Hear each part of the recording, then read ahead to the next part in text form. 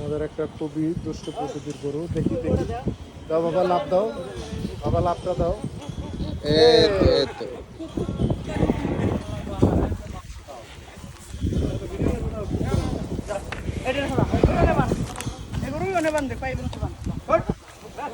রাতে জ্বালাইতে দাও।